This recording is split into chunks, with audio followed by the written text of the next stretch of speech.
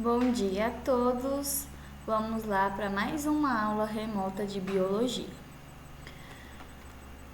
Hoje nós vamos falar sobre a genética de populações, um novo conteúdo. Então, nessa aula iremos estudar a genética de populações e vamos aprender que a genética de populações é responsável pelo estudo da distribuição e frequência dos alelos, que determinam certa característica.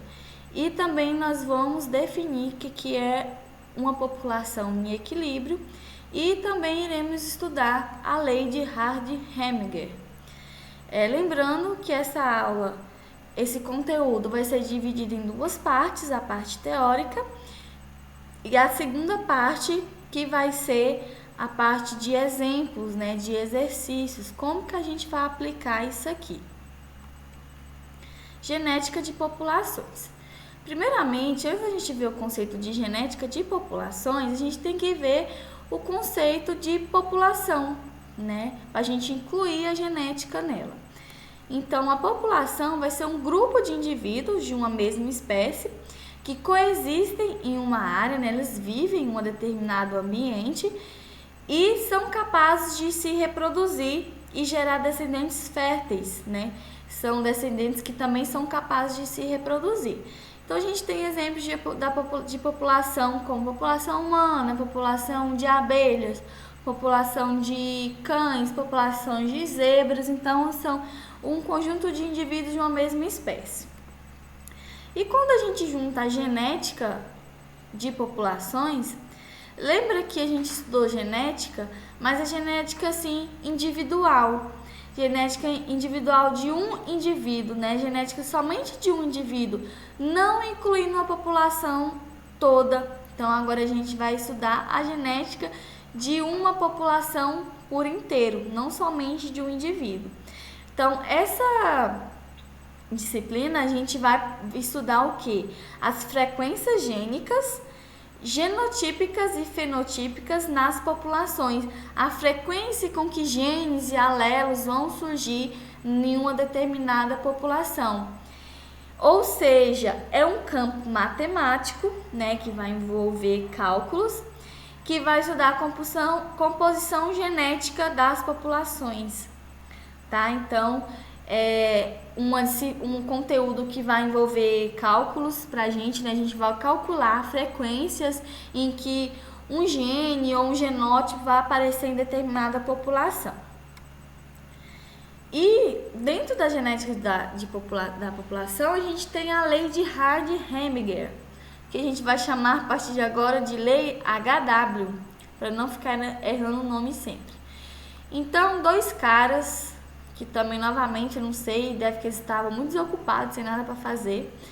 Eles estudavam sobre a genética de populações e eles concluíram que se nenhum fator evolutivo atuasse sobre uma população, as frequências de seus alelos permaneciam inalteradas ao longo das gerações. Por exemplo, se não houvesse nenhum tipo de evolução, nenhuma alteração, algum gene, algum alelo, alguma característica ali, ela ia se sobressair inalterada, ia ser a mesma ao longo de gerações. Então, para que uma população esteja em equilíbrio, tinha que ocorrer isso, Essa frequência dos alelos tinham que permanecer ao longo das gerações. E esse princípio ficou conhecido como lei ou teorema de Hardy-Heminger ou princípio do equilíbrio gênico. E uma população, ela vai estar em equilíbrio quando ela é numerosa, grande número de indivíduos, ela é pamítica, não está sujeita a migrações nem a mutações e não sofre influência da seleção natural. Então, a gente tem aqui novamente que uma população em equilíbrio ela é definida como aquela que mantém a mesma frequência de seus alelos ao longo das gerações. Então, ela não pode sofrer alteração de nenhum desses fatores aqui, da seleção sexual, que é o quê? Quando a fêmea vai escolher o seu parceiro para se reproduzir, assim, qualquer população, né, qualquer espécie, ela vai escolher o parceiro que apresenta uma característica que sobressai, um parceiro que é mais forte, né, é mais adaptado. Então, para ter esse equilíbrio da população, não pode ocorrer essa seleção sexual, né? As fêmeas têm que se reproduzir, ele tem que se cruzar aleatoriamente, sem essa seleção. E também não pode ocorrer deriva gênica, nem migração, nem mutação gênica e nem seleção natural. Então, para ocorrer um equilíbrio em uma população de indivíduos, né, não pode ter interferência de nenhum desses fatores, tá? Então, existem algumas condições para que esse equilíbrio ocorra, né?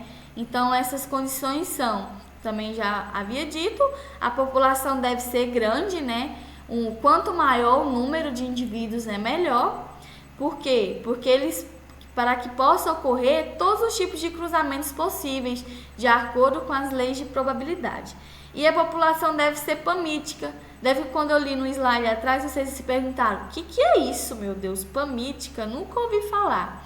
Então, pamítica é os cruzamentos entre indivíduos de diferentes genótipos devem ocorrer ao acaso, sem qualquer preferência. Quando eu falei lá de seleção sexual, então pamítica é ao contrário, quando não ocorre essa seleção pelo parceiro, né? É um cruzamento pamítico, né? O indivíduo, o parceiro não vai buscar nenhuma característica diferente, ele vai cruzar ali aleatoriamente. Teorema de HW e o estudo da frequência gênica e genotípica. Para cada característica genética com herança com dominância completa, teremos. A gente chama de alelos quando a gente tem os genes aqui separados, tá vendo? Ele pode ser azim ou ele pode ser azão. E genótipo, a gente vai chamar de genótipo quando são genes juntos. Por exemplo, pode ser azão, azão, azão, azim ou azim, azim. Ficou claro isso? Que alelos são genes separados e os genótipos são os genes juntos, que a gente tem genes recessivos e genes dominantes. Agora, eu vou explicar aqui um pouquinho para vocês como que a gente faz os cálculos dessas frequências, tá? A gente vai ter cálculo da frequência dos alelos, lembra os alelos, genes separados? A gente vai ter quando aparece aqui F, que é F de frequência. Sempre quando aparece F e somente uma letra aqui, que é o azão, entre parênteses, isso vai estar representando a frequência que o alelo, o azão, vai aparecer em uma determinada população. Da mesma forma, quando o F tem o azim entre parênteses, né, F, azim, é a frequência em que o alelo azim vai aparecer nessa população, da mesma forma.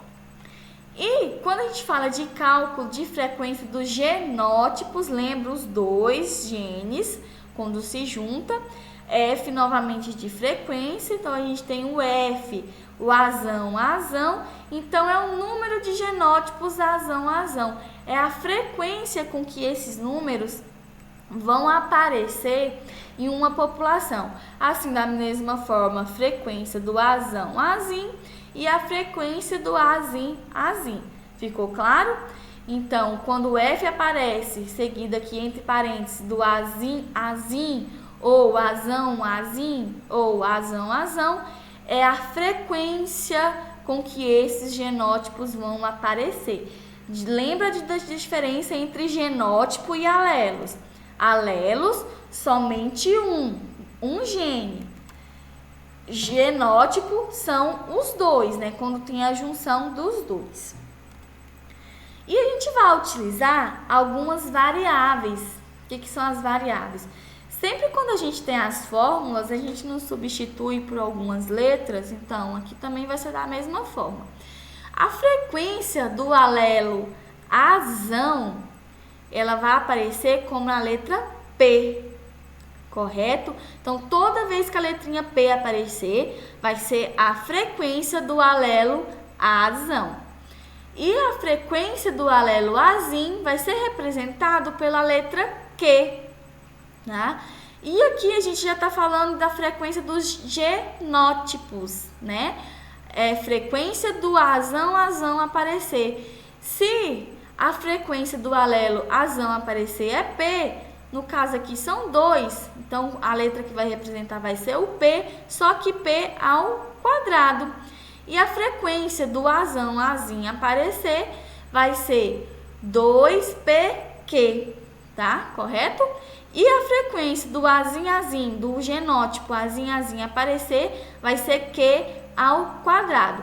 Então, vocês guardem bem isso aqui, anotem no caderno, tá bom? Que a gente vai utilizar muito. Então, a gente pode concluir que P mais Q é igual a 1.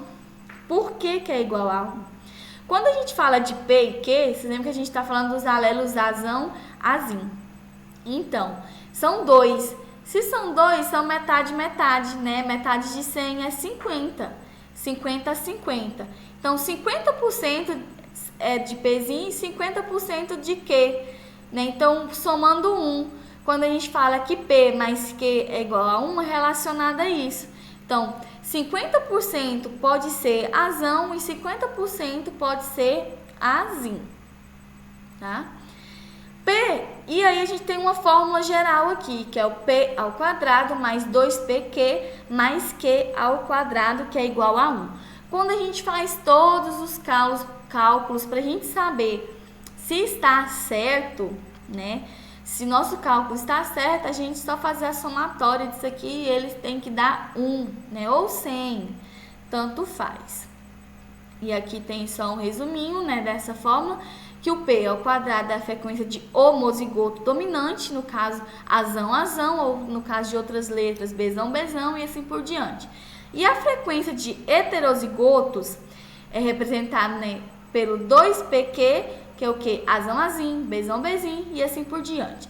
E a frequência de homozigotos recessivo, que é azim, azim, é o Q ao quadrado. E tudo isso é igual a 1. Isso ficou claro, né? Para todos, então. Agora, no próximo vídeo, eu vou estar dando 2 exemplos de como a gente aplica essa frequência alélica e essa frequência fenotípica, correto? Então, até o próximo vídeo.